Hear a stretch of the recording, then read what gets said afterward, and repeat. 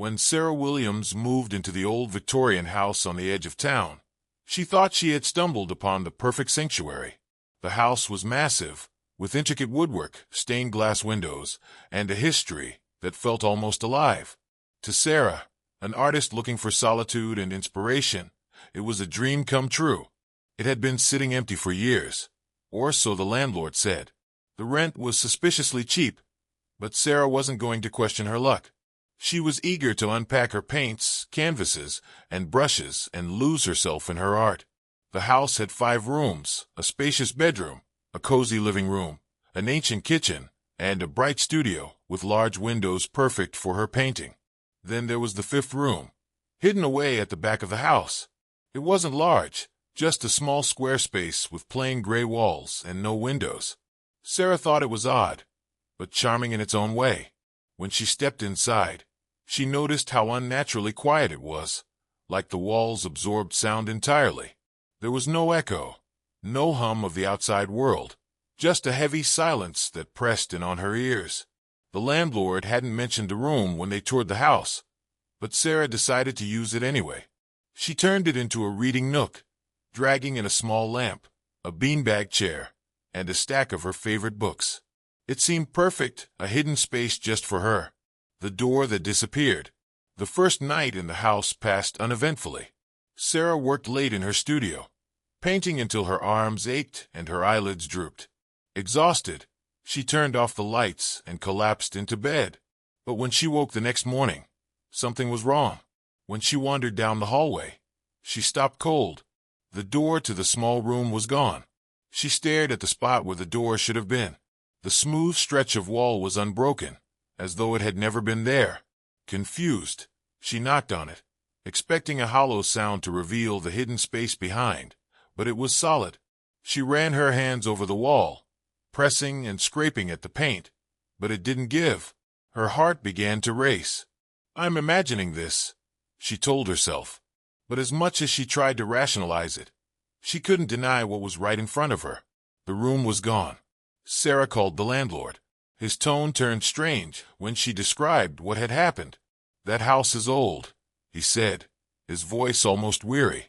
"Strange things happen sometimes. Don't worry too much about it." "Don't worry." Sarah was anything but reassured. That night, she searched the house from top to bottom, looking for hidden passages, doors, or any logical explanation. But there was nothing, just the unsettling sensation that the house was watching her. Whispers in the night. Days passed, and Sarah tried to ignore the missing room. She poured herself into her art, painting furiously to keep herself distracted. But strange things began happening that she couldn't explain.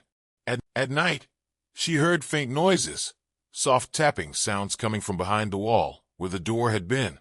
Sometimes she thought she heard whispers, distant and muffled, like someone speaking from far away. When she pressed her ear to the wall, the whispers stopped. Sleep became difficult. Every night, she woke at the same time, 3:15 a.m., with her heart pounding in her chest. The house felt colder, and the shadows seemed to grow darker. She tried to tell herself it was her imagination, the stress of moving to a new place. But deep down, she knew something was wrong. Desperate for answers, Sarah went to the local library to research the house's history. What she found left her trembling. The house had a dark past. Over the decades, multiple tenants had reported the same thing. A small room that appeared and disappeared at random. The details were always eerily similar. The room would vanish overnight, only to reappear days later. Those who entered the room, out of curiosity or accident, were never seen again. Newspaper clippings told the stories. Family vanishes without a trace. Man missing after strange events in rental home. The reports all pointed back to the house. The small room had claimed its share of victims, and now it had claimed Sarah's peace of mind. The door returns. One night, Sarah resolved to stay awake. She sat in her living room with a blanket wrapped around her shoulders, her eyes fixed on the hallway. The air was heavy, and time seemed to drag as the hours ticked by. Then, at exactly 3:15 a.m., she heard it, a faint creaking sound. Her stomach dropped. Slowly, she stood and turned to face the hallway. The door had returned. Its frame glowed faintly in the darkness, as if it were inviting her to step inside. She couldn't look away. It was as if an invisible force was pulling her closer. She reached out and touched the doorknob. It was cold, colder than anything she'd ever felt before. Against every instinct, she turned the handle and opened the door. The room was just as it had been, small and silent. But this time, something was different. In the center of the room sat an old wooden chair, and on that chair was a figure. The figure was shadowy and indistinct, its edges flickering like smoke. It was hunched forward, facing the far wall, its head low. Sarah couldn't move. She could only stare as the figure slowly began to turn its head toward her. She opened her mouth to scream, but no sound came out. The last thing she saw was the figure rising from the chair, its form stretching unnaturally tall as it reached toward her. The disappearance. The next morning, Sarah's friends came looking for her after she missed several calls and texts. They knocked on the door, but there was no answer. When they finally let themselves in, the house was empty. There was no sign of Sarah. Her paintings were unfinished, her coffee mug still sitting on the counter. The small room at the back of the house had vanished again. To this day, no one knows what happened to Sarah Williams. The house remains abandoned, its windows dark, its secrets hidden.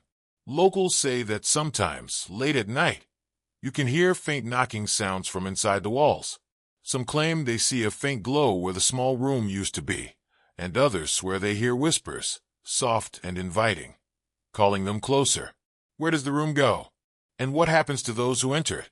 No one knows, and no one ever will.